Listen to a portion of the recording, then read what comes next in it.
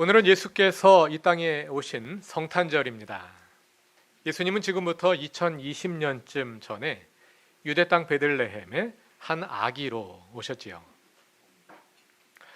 그런데 사람들 가운데는 예수라는 인물이 정말 이 땅에 태어나서 살았던 역사적인 인물인지 의심하는 사람들도 있어요. 그래서 그 사람들은 이렇게 묻겠지요. 예수님이 정말 오셨나요? 예수님에 관한 믿을 만한 역사 기록들이 적지 않습니다. 그래서 역사를 아는 사람들은 예수님이 실존 인물이라는 사실을 의심하지는 않습니다. 예수님에 관한 기록은 성경 외에도 예수님 당시의 유대 역사가 요세푸스가 쓴 유대 고대사나 로마 역사가 타키투스의 연대기에도 남아 있고요. 그 외에도 비투니아의 총독 플리니가 황제 트라이안에게 보냈던 편지나 또 로마 역사가 수에토니우스가 쓴 기록에도 예수님에 관한 기록들이 남아 있습니다. 그러면 예수님은 언제 태어나셨을까요? 상식대로 하자면 예수님은 주후 1년에 태어나셨어야 하지요. 여러분이 잘 아시는 대로 서력 기원은 AD와 BC로 나뉘는데 AD는 라틴어로 아노 도미니, 주의 해라는 뜻이고요. BC는 Before Christ, 그리스도 이전, 그리스도께서 오시기 전이라는 뜻입니다. 예수님이 태어나신 해를 AD 1년으로 잡고 그것을 기준으로 역사 연대를 계산하는 것이죠. 그래서 우리말로는 BC와 AD를 각각 주전, 주후 이렇게 옮기기도 합니다. BC는 주님이 오시기 전이니까 주전, 그리고 AD는 주님이 오신 후니까 주후 이렇게 부르는 것입니다. 이렇게 역사를 주전과 주후로 나누기 시작하는 것은 AD 6세기, 주후 6세기 경이었습니다. 그 시대의 자료를 토대로 하여 그 시대 나름대로 역사학의 방법을 동원하여 예수 탄생의 해를 계산했고, 그래서 예수님 탄생을 기준으로 AD와 BC를 나눈 것입니다. 그런데 나중에 보니까 그 연대 계산이 정확하지 않았다는 것을 알게 되었습니다. 예수님이 태어나실 때 유대 왕이 누구였죠? 그 당시 유대 왕은 헤롯이었는데요. 헤롯이 주전 4년에 죽었습니다. 그러니까 예수님은 헤롯이 살아있을 때 태어나셨으니까 주전 4년보다 먼저 태어나신 겁니다. 마태복음 2장을 보면 그 상황이 자세히 기록되어 있는데요. 동방 박사들이 별을 보고 헤롯을 찾아와서 메시아가 태어난 것을 알렸지요. 헤롯은 그 사실을 알고 예수를 죽이려고 했습니다. 그런데 어느 아기가 예수인 줄 알 수 없었기 때문에 별이 나타난 때를 기준으로 2살 이하의 아기들을 다 죽이게 했습니다. 왜 2살 이하의 아기를 죽이라고 했을까요? 별이 그때보다 2년 먼저 나타난 겁니다. 그런데 별은 어떤 사건을 알리는 전조이기 때문에 그 사건보다 별이 먼저 나타난다고 생각했거든요. 그러니까 예수의 탄생을 알리는 별이 2년 전에 나타났으니까 예수님은 그 후에 태어나셨다고 판단을 한 겁니다. 그러니까 예수님은 많으면 2살이고 아니면 2살보다 어릴 것이라고 판단한 것입니다. 그리고 마태복음을 보면 이 일이 있은 후 얼마 지나지 않아서 헤롯이 죽었습니다. 그러니까 헤롯이 주전 4년에 죽었으니까 만일 그때 예수님이 2살이셨으면 예수님은 주전 6년에 태어나신 거고, 아니면 그 후에, 그래서 주전 6년부터 주전 4년 사이에 예수께서 탄생하셨다, 이렇게 역사가들이 계산을 하고 있는 것입니다. 그거는 성경에 그렇게 기록되어 있는 것이 아니라 역사가들이 예수 탄생 연대를 계산하다 보니까 오차가 생긴 겁니다. 4년에서 6년 경에 6년 가량의 오차가 생겼다, 이렇게 말할 수가 있겠어요. 이렇게 예수님이 주전 6년부터 4년 사이에 유대 땅에 한 아기의 모습으로 오셨다는 것은 역사적인 사실로 모두에게 인정받고 있습니다. 예수님은 정말 오셨습니다. 그런데 그것보다 더 중요한 사실이 있습니다. 더 중요한 것이 있습니다. 그것은 그 예수님이 나에게도 오셨느냐, 예수님이 나에게 오셨느냐 하는 것입니다. 예수님이 2020년 전에 오시는 것이 아무리 확실한 역사적 사실이더라도 그 예수님이 나에게 오시지 않았다면 그 사실은 나와 아무 관계가 없는 것이 되어버리지 않겠습니까? 예수님이 여러분에게도 오셨습니까? 우리 앞에 있는 교회 학교 어린이들에게 물어볼게요. 예수님이 오셨나요?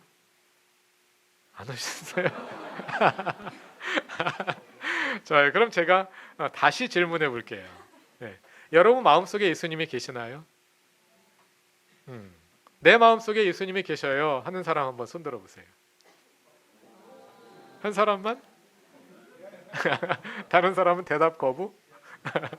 자, 용기가 없어서 손은 못 들지만 내 마음에 다 예수님이 계신 것을 알고 있을 거예요. 네. 내 마음에 예수님이 계시다는 얘기는 뭐예요? 예수님이 오셨으니까 여기 내 마음에 계신 거지. 그렇죠?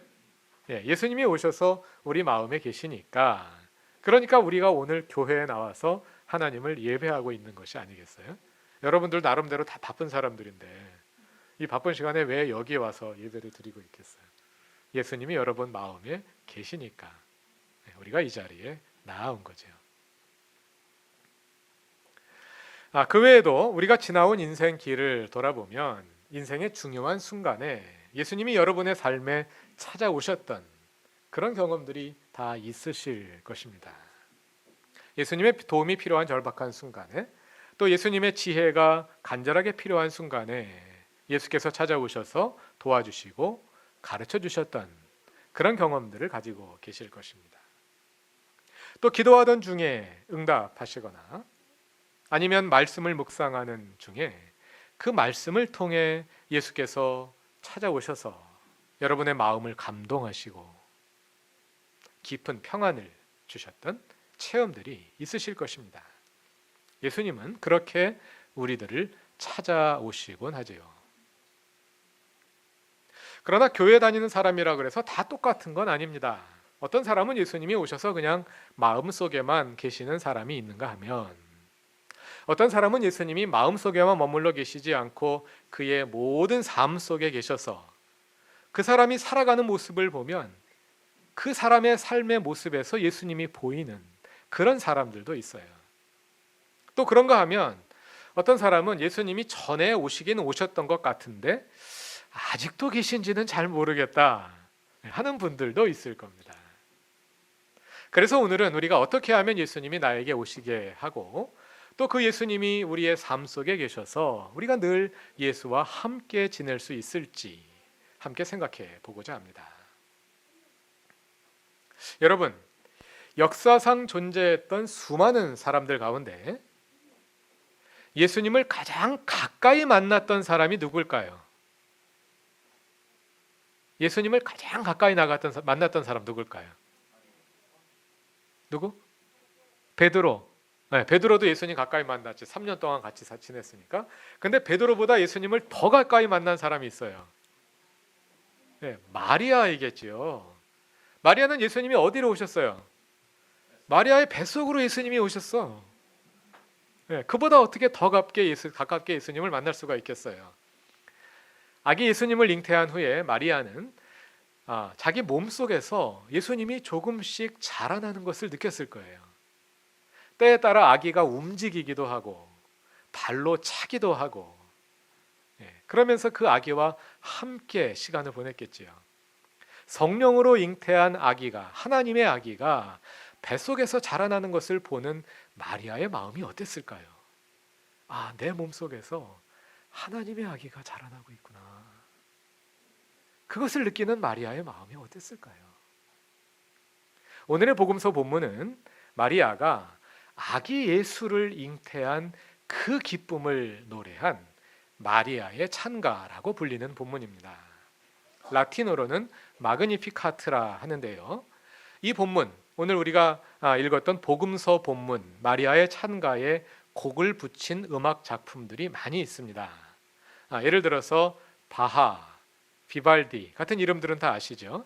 바하나 비발디가 작곡한 마그니피카트도 있고, 그뿐만 아니라 몬테베르디라든지 또 안톤 브루크너, 라프마니노프, 또 최근에 들어서는 존 러터 같은 수많은 음악가들이, 존 러터가 최근인가요? 존 러터 같은 수많은 음악가들이 마그니피카트를 작곡했습니다. 나중에 한번 찾아서 들어보시기 바랍니다. 이 노래를 잘 들어보면 아기 예수를 가장 가까이 만난 기쁨이 어떤 것인지를 알 수 있을 뿐 아니라 예수님이 어떤 사람에게 오시는지, 또 우리가 어떻게 하면 예수님을 더 잘 맞이할 수 있을지에 대해서도 힌트를 얻을 수가 있습니다. 다 같이 이 노래의 첫 세 절을 같이 읽어보기로 합시다. 마가복음 1장 46절부터 48절, 46, 47, 48절 세 절을 다 같이 읽어보겠습니다. 그리하여 마리아가 말하였다. 내 영혼이 주님을 찬양하며 내 마음이 내 구주 하나님을 좋아함은 그가 이 여종의 비천함을 덜 보살펴 주셨기 때문이다. 이제부터는 모든 세대가 나를 행복하다 할 것입니다. 이 노래에서 마리아는 스스로를 비천한 여종으로 부르고 있습니다. 하나님께서 한 태아의 몸으로 비천한 여종을 찾아오셨다는 것이죠. 계속해서 다음 내용을 읽어보면 이 노래는 하나님을 낮고 천한 사람들을 찾아오셔서 낮은 사람들을 높이 세우시고 가난한 사람들을 배불리시는 그런 문으로 묘사하고 있습니다. 그 낮고 천한 사람, 가난한 사람이 누구냐 하면 바로 마리아 자신입니다. 마리아 자신이 가난한 사람이 되어 낮고 천한 자리에 있을 때 예수님이 그녀를 찾아오시는 것입니다. 그런데 잘 돌아보면 우리에게도 그와 비슷한 경험이 있을 것입니다. 예수께서 언제 나를 찾아오셨었는지, 우리가 예수를 만났던 경험을 돌아보면 그때가 내 인생의 가장 낮은 곳에 있었을 때인 경우가 많거든요. 경제적으로 어려움이 없고 모든 일이 잘 풀리고 다른 사람들로부터도 인정받고 있을 때는 예수님을 잘 못 만납니다. 예수님에게 별 관심이 없고요. 예수님이 오셔도 바빠서 신경 쓸 틈이 없어요. 그러다가 어려운 일이 생겨서 내 힘으로는 도저히 어떻게 해결할 방도가 없을 때 우리는 비로소 예수님을 찾게 되지요. 마음이 더 간절해지고 그래서 기도도 더 깊어지고요. 그래서 사실은 우리에게 때때로 찾아오는 그런 어려움들이 우리에게는 하나님과 가까워질 수 있는 기회이기도 합니다. 건강에 변화가 생겨서 몸이 불편하거나 아니면 더 심각해서 생명의 위협을 느낄 때, 마음이 불안하고 우울할 때, 가정에 어려운 일이 생기거나 뜻하지 않던 인생의 장애물을 만날 때 우리의 마음은 한없이 낮아집니다. 그런데 그렇게 마음이 낮아질 때 우리가 예수님을 만나게 되는 거죠. 그러한 상황들을 예수님을 꼭 만나는 기회로 삼으시기 바랍니다. 그런데 그럼 예수님은 그렇게 우리 마음이 낮아질 때 그때 처음 오셔서 우리를 만난 걸까요? 그건 아니겠지요. 예수님은 그 전부터 늘 우리 곁에 와 계셨습니다. 우리가 예수님한테 신경을 안 썼을 뿐입니다. 그리고 우리의 마음이 너무 높은 곳에 있어서 예수님이 보이지 않았던 겁니다. 왜냐하면 예수님은 저 낮은 곳에 있거든요. 그럼 우리는 예수님을 만나기 위해서 꼭 우리 삶에 이런 어려움이 생겨야만 하는 걸까요? 문제가 생겨야 예수님을 만나고 힘들어야 예수님을 만날 수 있는 걸까요? 꼭 그렇지는 않겠지요. 우리가 진정으로 원한다면 언제든 우리가 예수님을 만날 수 있습니다. 어떻게 하면 되겠습니까?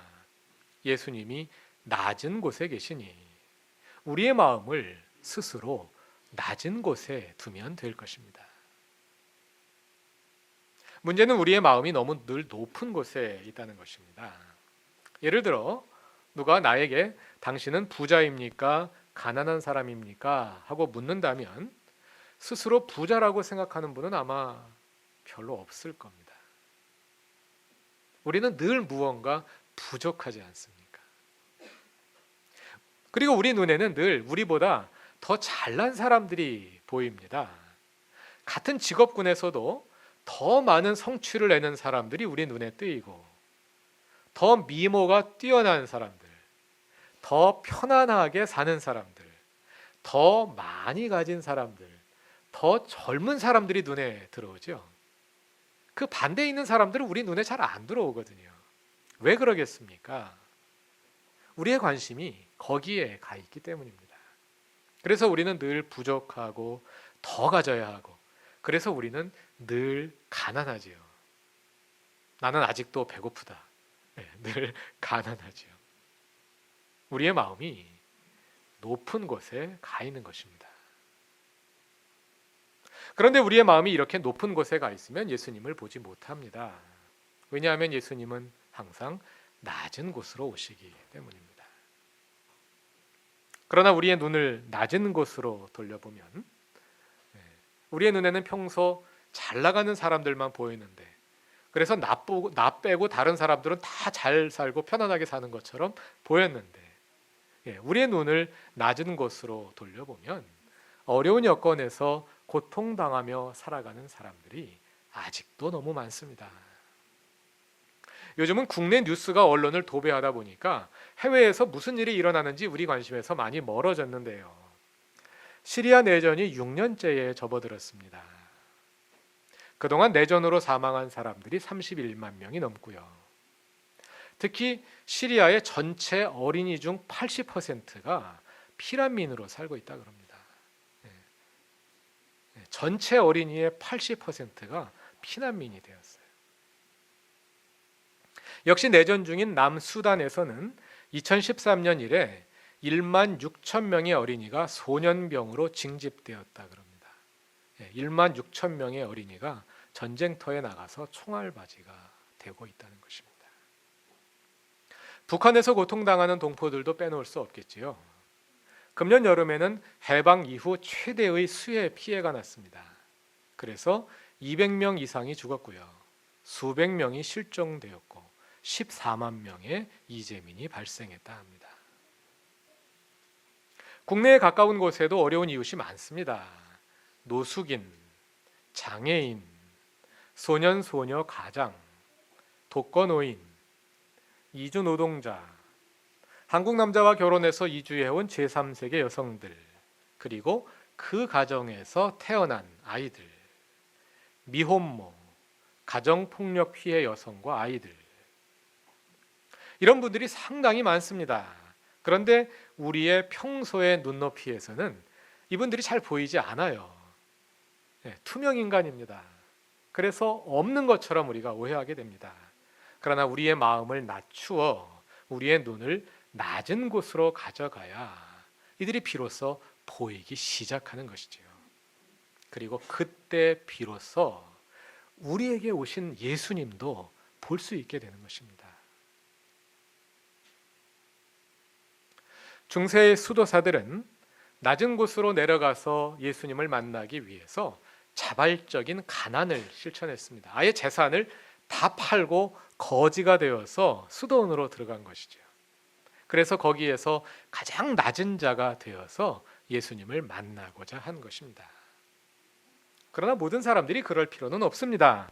경제활동을 해야지 이 세상이 유지되지요. 그냥 자기 재산을 가지고도 낮아질 수 있습니다.